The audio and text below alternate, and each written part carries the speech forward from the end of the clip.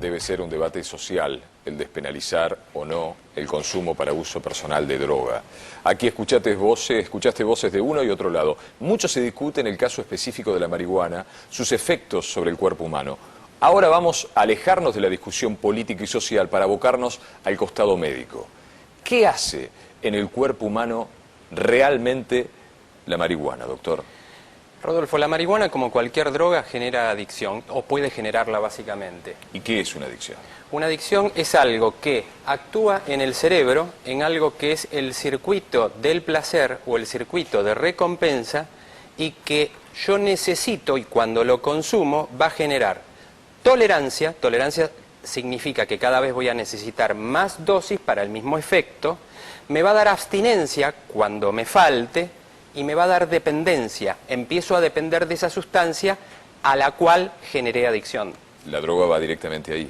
La droga, en el caso de la marihuana, se fuma, igual que el paco, por ejemplo. Acá tenemos un aparatito para, incluso con la viruta, para fumar paco, una boquilla para fumar marihuana. El tabaco, porque no es otra cosa que un tabaco, va al pulmón. Del pulmón va a la sangre, de la sangre va al corazón. Del corazón sale por las arterias, por la gran arteria que se llama aorta, y de ahí va todo el cuerpo. ¿Dónde interesa? En el cerebro. ¿Y el resto de las cosas que tenemos acá? El resto de cualquier cosa que genere placer, por cuestiones que tienen que ver con lo psicológico, lo emocional, lo afectivo, pasa del placer, Rodolfo, a la adicción. Eso es la ludopatía, eso es el alcohol, como bien decía la nota, eso es la marihuana, esto es las drogas de uso lícito. Incluso yo veo muchos médicos que se han drogado y han incurrido, han llegado a la adicción por el alcance, lo tienen en la mesa. Al alcance de la mano. Claro, el alcance de la mano hace que uno pueda tomar un psicofármaco para tratar el dolor, y a la segunda, tercera vez genera adicción. ¿Por qué? Porque al igual que un modelo de llave-cerradura, vamos a suponer, porque esto tiene que ver con los neurotransmisores cerebrales, esto, por ejemplo, supongamos que es la droga. Estas son células de mi cerebro, que como modelo llave-cerradura van a activar o no la cerradura. Hay personas que con la misma sustancia se activan más rápidamente que otras. Alguna persona puede consumir marihuana y no generar adicción, pero otros puede rápidamente generar adicción porque es un modelo llave-cerradura que es individual. Yo no sé qué me va a pasar hasta que lo empiezo a utilizar, porque todas las personas son diferentes respecto al efecto que le genera la marihuana. Como cualquier otra droga psicoactiva, actúa distinto en cada persona. Por otro lado, Rodolfo, hay una cuestión que tiene que ver con una escalera.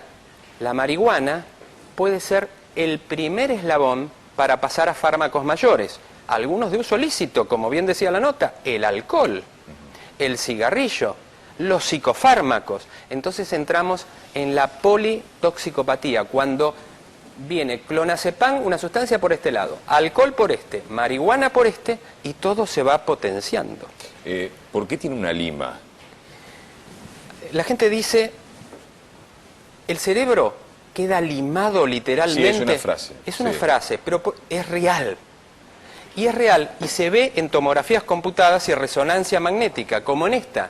Acá podemos ver un estudio de contraste, donde se ven circunvoluciones, si lo vemos ahí, ven todo, esto es el cerebro en realidad lo que estamos viendo, y acá se ven un montón de rayitas negras. ¿Ves, Rodolfo? Sí. Estas rayitas negras son normales. Cuando una persona consume, por ejemplo, cocaína, dependiendo de la dosis, en muy pocos años, yo lo he visto entre 3 y 4, esas circunvoluciones se hacen más finitas, parece un coliflor, y sucede lo mismo que sucede en la demencia senil o en el mal de Alzheimer. El cerebro, las circunvoluciones, lo que usted ve en un cerebro, en una carnicería, bueno, eso se hace en circunvoluciones más profundas porque se atrofia el cerebro por efecto, por ejemplo, de la cocaína. Por último, ¿por qué algunos insisten en que la marihuana, en el caso de la marihuana que hemos tocado hoy, puede ser usado como medicamento? Ese argumento, Rodolfo, no es un argumento feliz ni se puede sostener médicamente por lo siguiente. La aspirina, por ejemplo, que la usamos para la fiebre, se llama, Rodolfo, ácido acetilsalicílico, y salió originariamente de la corteza del sauce, el sauce blanco. Esto no quiere decir que cuando yo necesite bajar la fiebre me tenga que comer un sauce. ¿Por qué? Porque después se fabrica la sustancia en un laboratorio.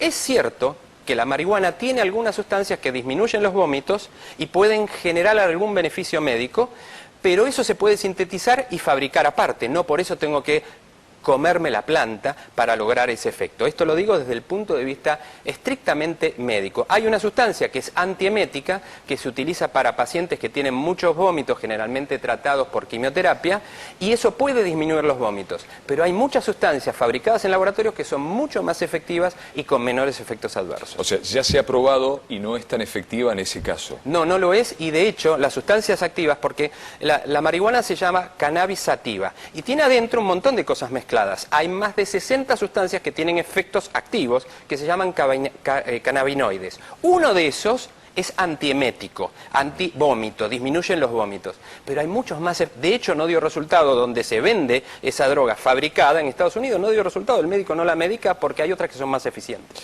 Doctor, muchísimas gracias como siempre. Siempre me pregunto, cuando llega alguien que a nivel personal dice, bueno, yo quiero, ¿qué le dice un médico que sabe que eso le puede hacer mal?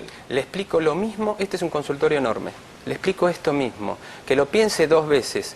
El único, y se dijo, los psicofármacos, el único medicamento, la única sustancia que no tiene efectos adversos es la que no se toma. Hoy yo puedo tomar algo y puede no hacerme muy mal, pero dentro de un año puede tener un poquito de ansiedad o depresión y esa misma sustancia me va a generar, por entonces, una adicción. El costado médico, en el medio de un debate que es necesario y que debemos darnos los argentinos, que tiene que ver con la despenalización o no de la droga para uso personal. Las voces de uno y otro lado, y en este caso, las consecuencias de la marihuana en el cuerpo humano. Doc, gracias como siempre. No, por favor.